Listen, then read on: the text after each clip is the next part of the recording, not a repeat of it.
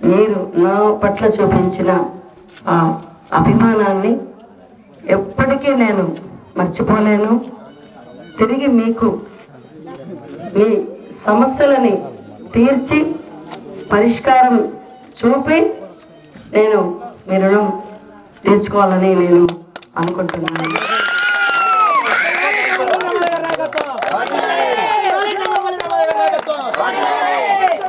ఎందువల్ల నేను అనాల్సి వస్తుందంటే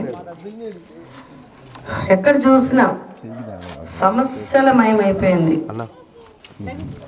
ఇక్కడ మనకు మనం ఏర్పాటు చేసుకున్నాం కనుక ఇక్కడ బల్బు ఉంది.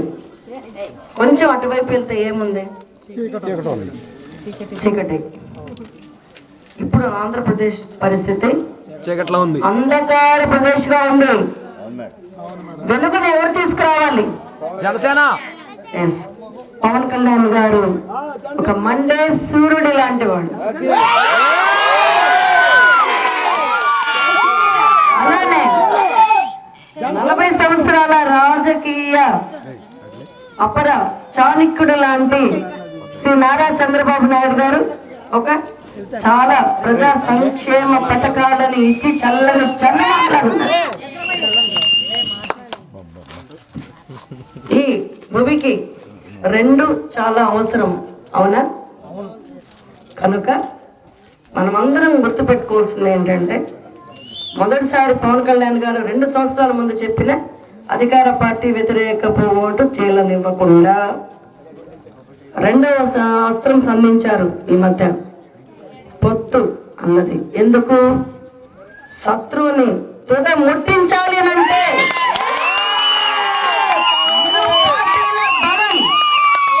ఐక్యత చాలా అవసరం.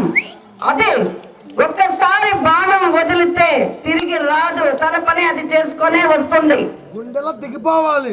అలాగే ఇప్పుడున్న అధికార పార్టీ బాణం పడిందంటే దెబ్బకి కరుచుకోవాలి, భూమి కరుచుకోవాలి.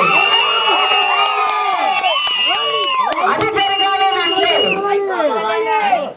మన కష్టాలు సమస్యలు పరిష్కారమయ్యి మనము ప్రభుత్వం ద్వారా సెంట్రల్ నుండి స్టేట్ నుండి మనకు ఎన్నో సంక్షేమ పథకాలు ఉన్నాయి.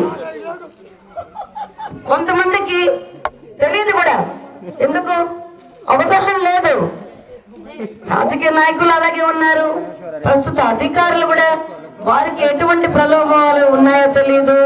లేదు, వారు కొన్ని ఇబ్బందికర పరిస్థితులు తీసుకొస్తున్నారు కాబట్టి వాళ్ళు కూడా మీకు అవగాహన కల్పించలేకపోతున్నారు. లేదనంటే ఎవరికి భిక్షం వేస్తున్నారు? ఇక్కడ మీరు ఓటు ద్వారా భిక్షం వేస్తే వచ్చిన ఇప్పుడు అధికార పార్టీ మీరేం చేయాలి?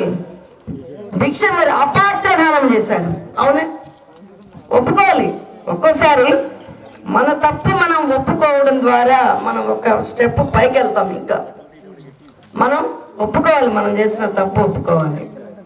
ఈసారి దయచేసి ఒక్క చిన్న తప్పటడుగు కూడా పడడానికి వీల్లేదు. నేను మీ అందరినీ ప్రాధాయపడుతున్నాను, విజ్ఞప్తి చేస్తున్నాను, మనవి చేసుకుంటున్నాను. ఎందువల్ల అంటారా? ఒక్క ఓటు ఒక్క క్షణం ఆలోచించి వేయడం ద్వారా మీ యొక్క పిల్లల భవిష్యత్తు రేపు బంగారు భవిష్యత్తు కాబోతుంది.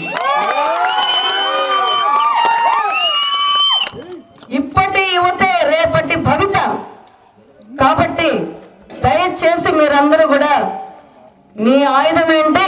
ఓటు. మీ హక్కు ఏంటి? ఓటు. దాంతో మీరు ఖచ్చితంగా ఈసారి జనసేన తెలుగుదేశం పొత్తులో భాగంగా మనం ఏకైక లక్ష్యం అధికార పార్టీని గద్ద దింపడమే మన లక్ష్యం. కరెక్ట్, బాగా చెప్పారు.